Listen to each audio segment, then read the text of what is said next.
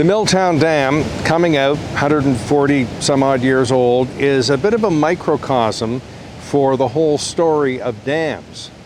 Sure, in their history, they provided great economic benefits and powered the 20th century, and probably the most famous are the two rivers policy of W.A.C. Bennett, the Premier of British Columbia, Social Credit Premier, built dams, powered British Columbia, lit up schools and hospitals and so on, and excellent.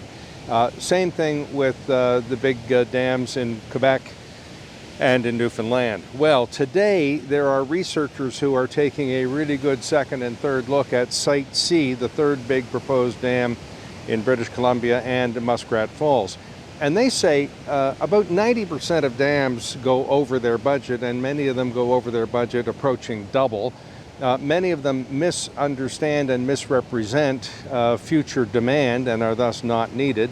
They aren't taking into account conservation. They aren't taking into account other forms of energy. I mean, when I was a kid, the R value in the wall of our home was probably about 2, and now it's probably close to 20 in a new home. So the researchers have come to the conclusion that even the two biggest dams on both coasts of Canada might not be necessary and might be folly, and might even put in jeopardy the power authority building them, or put in jeopardy the province, and I mean economic jeopardy. Well, here we have the Milltown Dam, a microcosm, 3.5 work years to run the dam. That means, you know, 3 people working some overtime or some extra shifts and some summer relief and so on and so forth. But anyway, 3.5 full-time equivalency.